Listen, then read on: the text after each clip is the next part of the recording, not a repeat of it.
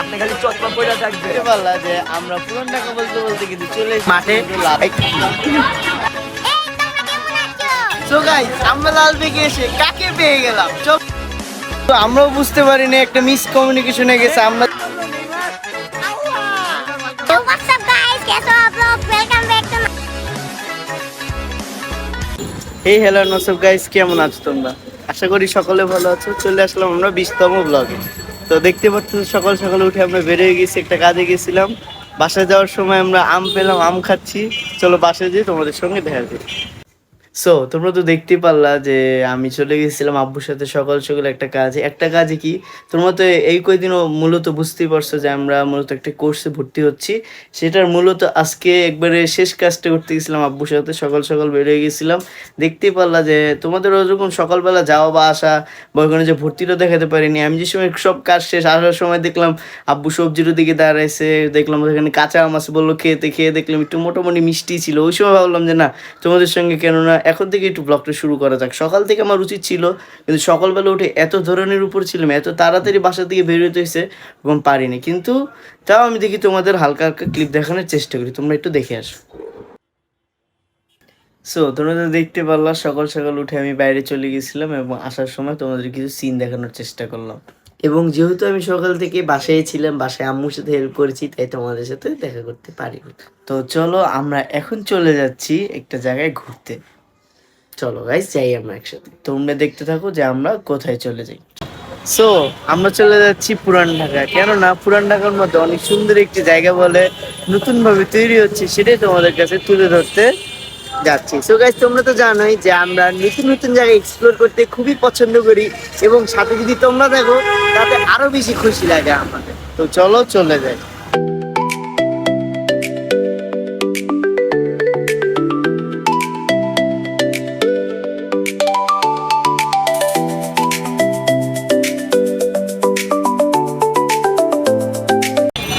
So guys আমরা চলে এসে পড়েছি লালবাগের একটি খুবই সুন্দর একটি মাঠে।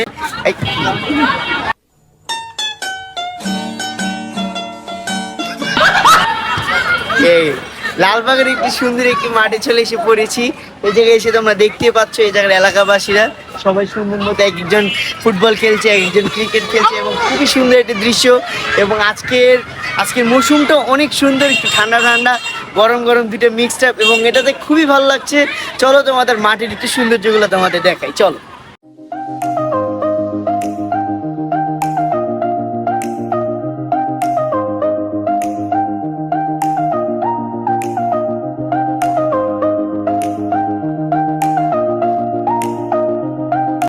সো গাইস এই লালবাগের সুন্দর একটি মাঠে আসার সময় আমরা দেখতে পেয়েছি মেয়েদের জন্য জুতা আছে, ছেলেদের জন্য অনেক সামগ্রী আছে, এবং বাইরে বাচ্চাদেরও খেলার জন্য অনেক কিছু আছে। এবং সবচেয়ে বেশি হচ্ছে সামনে যেহেতু একটি আছে ওয়ার্ল্ড কাপ হচ্ছে, তাই মেসি, রোনালদো, নেইমার এদের অনেকগুলো কীর্তিকলাপ আছে, এবং ফুটবল আছে, ব্রাজিল, আর্জেন্টিনার অনেক সুন্দর সুন্দর পতাকা আছে আমরা দেখতে পেলাম।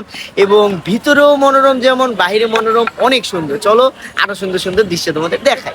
সো তোমরা যেমনটা দেখতে পারলা যে আমরা পুরান ঢাকা বলতে বলতে কিন্তু চলে এসেছি কিন্তু লালবাগে এখানে আসার পর মানে মূলত আর কি যেটা ছিল যে আমাদের একটা ভাই, আমার চাচাতো ভাই বলেছিল যে পুরান ঢাকা চকবাজারের মধ্যে নতুন একটি মাঠ হয়েছে, কিন্তু আমরাও বুঝতে পারিনি, একটা মিস কমিউনিকেশন হয়ে গেছে। আমরা যে মানে ভাবতেছিলাম নতুন মাঠ, কিন্তু আসার পর যে মাঠটা বললো ওই মাঠে আমরা অলরেডি আগে থেকে চলে গিয়েছি, এবং তোমাদের আমরা দেখিয়েছি। ওই যে তোমাদের যাদের মনে আছে ওই যে ঐতিহাসিক সেই মসজিদ, ওই যে পার্ক হচ্ছে, জেলখানা আমাদের ঢুকতে দেয় না, এগুলো সব যারা দেখো না তারা কিন্তু যে দেখতে পারো। আমাদের কিন্তু বেশি দিন আগে না, প্রায় ঈদের কয়েকদিন আগে হবে, দেখতে পারো। তো আমরা পরে কি করলাম, একটু ব্লগটা আসছি যখন ঘুরে তো লাগবে, চলে আসলাম লালবাগে আসার পর আমরা এখানে ঐতিহাসিক একটা মাঠে চলে আসলাম, যে মাঠের বাইরে অনেক কিছু আছে কেনাকাটা, মানে একভাবে একটা মনোরম পরিবেশ আছে। কিন্তু আসলে আমরা কেন আসছি আমরা নিজেরও জানি না, কিন্তু দেখতে অনেক মনোরম সুন্দর দৃশ্য। এবং এরকম মাঠ সব এলাকায় দেখা যায় না, কারণ এখন যেহেতু জনসংখ্যা বৃদ্ধি হচ্ছে, তাই বাসা বাড়ি কলকারখানা হওয়ার কারণে মাঠগুলো কিন্তু থাকছে না। কিন্তু এরকম একটি এলাকায় মানে লালবাগের মতো এলাকায় এত সুন্দর একটি মাঠ হবে, এটা আসলে ভাবা যায় না, কারণ এই জায়গারও জনসংখ্যা কিন্তু অনেক, এবং তোমরা জানো এটা ওল্ড ঢাকা। এবং এখানেও কিন্তু তোমার কি বলে কলকারখানা আছে, কিন্তু এখানেও কিন্তু মানুষদের চিন্তাধারা না আসলে যে এরকম একটা সুন্দর জিনিস যে তারা চিন্তা করবে আর বানায় ফেলছে। এটা কিন্তু আসলে তোমার সচক্ষে না আসলে বুঝতে পারবে না। এখানে কিন্তু অনেক বড় আছে এবং এখানে কিন্তু ছেলেপেলেরা অনেক সুন্দরভাবে মজা নিয়ে খেলছে এবং মাঠটি খুবই সুন্দর এবং বাইরেও খুবই সুন্দর মনোরম পরিবেশ। এলাকাবাসীরা যে যা ছেলেপেলেদের এবং নিজেরাও খেলছেন এবং বাইরে মেয়েদের জন্য ছেলেদের জন্য জুতা টুতা ব্যাগ এবং যারা খেলোয়াড় প্রেমিক তাদের জন্য অনেক কিছু। তোমরা এটা আগে মাঠের ভিতরের সাইডটা আরেকটু ভালোভাবে দেখো।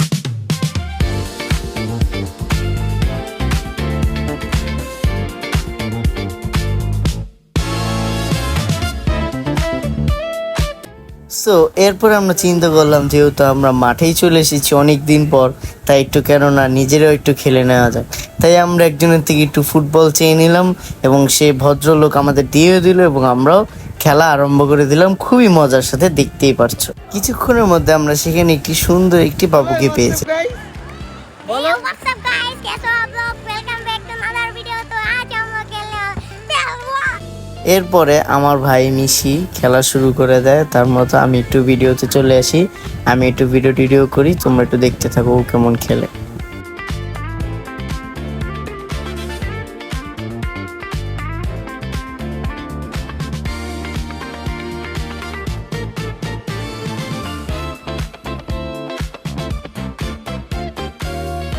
এরপরে আমরা গোল গোল খেলা শুরু করি।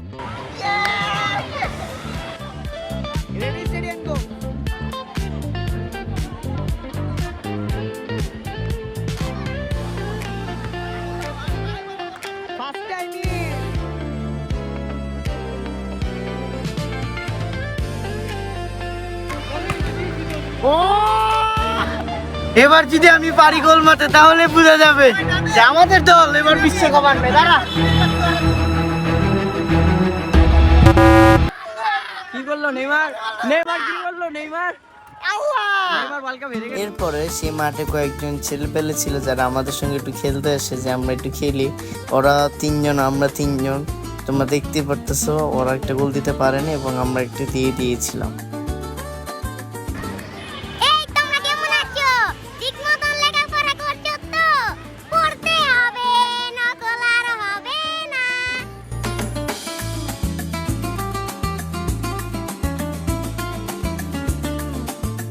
এরপর সন্ধ্যা হওয়ার সাথে সাথে দেখি আমাদের মাথার উপর না হইলো 2-3 মশা। তোমরা তো দেখতে পারতেছো না, কিন্তু রিল লাইফ আসলে অনেক ভয়ঙ্করই লাগতেছিল মশাগুলো। সো তোমরা তো দেখতে পারলা যে আমরা মাঠে খেলতে নেমে গেছিলাম। তোমরা জানিয়ে দিতে পারো যে কেমন লাগলো এবং তোমাদের তো আমি বলছিলামই যে আমি দিতে পারলে ভালো হবে। মশা গাইস, অনেক মশা, সন্ধ্যা হয়ে গেছে, খুবই ভালো লাগলো। আমরা এলিসন বেকার হয়ে গেছিলাম আমি কিছুক্ষণের জন্য এবং আবার নেইমার হয়ে গিয়েছিলাম। খুবই ভালো লাগলো আজকে এবং আমার মনটা কষ্ট লাগতেছে। আমি তোমাদের বললাম আমি গোলটা দিতে পারলাম, আমার পছন্দের এবার দলটা ওয়ার্ল্ড কাপ পাইতে, কিন্তু আমি দিতে পারিনি, এর জন্য মনটা খারাপ লাগতেছে। কিন্তু এখন সবচেয়ে বেশি কষ্ট হচ্ছে মশার জন্য, যেহেতু সন্ধ্যা হয়ে গেছে, মশা একবার আক্রমণ করতেছে। আবার পড়ছে আমরা কালো। তো চলো, যেহেতু মাগরিবের আজানটা হয়ে গেছে, আমাদের খেলা হয়ে গেছে, আমরা সামনে যে একটা বলে শাহী মসজিদ আছে সেখানে যে আমরা তোমাদের সঙ্গে দেখা করি, নামাজ পড়ে বাসে চলো, মজা হবে, আমরা যাই। আর এখন বেশি মজা লাগতেছে ওয়ার্ল্ড কাপ যেহেতু, তাই অনেক বেশি শরীরে গরম আছে। চলো আগে আমরা মসজিদে যাই, একটু ফ্রেশ হয়ে আবার তোমাদের সাথে দেখা। চলো, তোমরা তো দেখতে পারলা যে আমরা পুরান ঢাকা বলতে বলতে চলে এসেছি লালবাগে। লালবাগ শাহী জামে মসজিদের সামনে এখন বর্তমানে আছি। এটা কিন্তু লালবাগের সবচেয়ে প্রাচীন এবং সবচেয়ে সুন্দরতম এবং বড় একটি মসজিদ এবং এই মসজিদে এতই বড় যে এবং এত সুন্দরভাবে করা হয়েছে যেটা তোমাদের ভাষায় বলে প্রকাশ করা যাবে না। তো চলো তোমাদের লালবাগ শাহী জামে মসজিদের কিছু দৃশ্য দেখে। يا حبيبي يا شفيعي يا رسول الله بأمي وأبي فديتك سيدي صلاة وسلام عليك يا نبي حبيبي يا محمد أتيت بالسلام والهدى محمد حبيبي يا محمد يا رحمة للعالمين يا محمد صلى الله على خاتم الأنبياء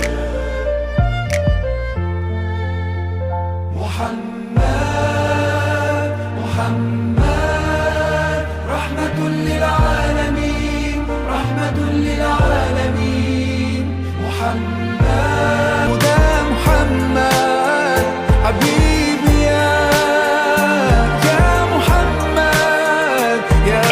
So guys, তোমরা তো দেখতেই পারলাম মাঠে অনেকক্ষণ খেলাধুলা করার পর আমরা চলে এসে পড়লাম লালবাগ শাহী মসজিদে মাগরিবের নামাজ পড়তে। এবং এই মসজিদটি কিন্তু একটা অন্যতম লালবাগের মধ্যে একটা ঐতিহ্যময় মসজিদ। এটা কিন্তু আমি যা দেখতে পাচ্ছিলাম 1703 সালে, ইংরেজি সাল অনুযায়ী 1703 সালে কিন্তু এটা করা হয়।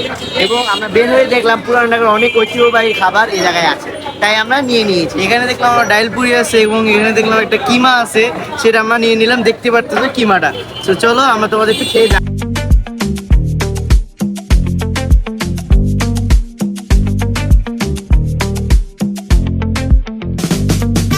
তো চলো তোমাদের আমরা বিখ্যাত এই টিকাটা খেয়ে একটু জানাই কেমন কেমন চলো আসলে। খুবই অসাধারণ এবং তুমি বুঝে যাচ্ছে যে লালবাগের এটা একটা ঐতিহ্যবাহী দোকানের খাবার। তো চলো তোমাদের আমরা একটু ডালপুরিটা খেয়ে একটু যাই। এই ডালপুরি এসে পড়েছে, দেখতে পাচ্ছ পুরান ঢাকা আমরা গিয়েছিলাম, পুরো হুবহু ওইরকমই দেখি। টেস্টটা কেমন? এর ভিতরে পুরান ঢাকার মতো তো ওইরকম ডাল নেই, কিন্তু ফ্লেভারটা কিন্তু ওইরকমই আছে। এবং ডালপুরি যে এটা দেখলে বোঝা যাচ্ছে ভিতরে ডাল অনেকখানি আছে, যে অনেক ডাল আছে। এবং তারা কি ডিম দিল না এটা বুঝতেছি না, টেস্ট একটু আলাদা আলাদা লাগতেছে। তো চলো তোমাদের সঙ্গে আমরা খাওয়া দাওয়ার পর দেখা। তো গাইস, আমরা লালবাগে এসে কাকে পেয়ে গেলাম, চলো তোমাদের দেখাই। তোমরা কি চিনতে পারছো এই আঙ্কেলকে? এই আঙ্কেল কিন্তু চকবাদের সে বিখ্যাত শিক্ষিত কাশির সেই লোক। কেমন আছেন আঙ্কেল আপনি? ভালো আছি আলহামদুলিল্লাহ। রমজান মাসের পর কি চাল বেচতেছেন? আমি এতদিন বাটনা বেচছি, বাটনা শেষের পরে যখন চাল আছে দেখো কি সুন্দরভাবে চাল কেটে রাখছি। ঢাকা শহরে এত সুন্দরভাবে কেটে রাখে না। ওখানে অন্য চাল পাবা তোমরা কেমন জানো, আংলি দিয়ে বাই করে খেতে হবে, বিচিও দেখা যায় না।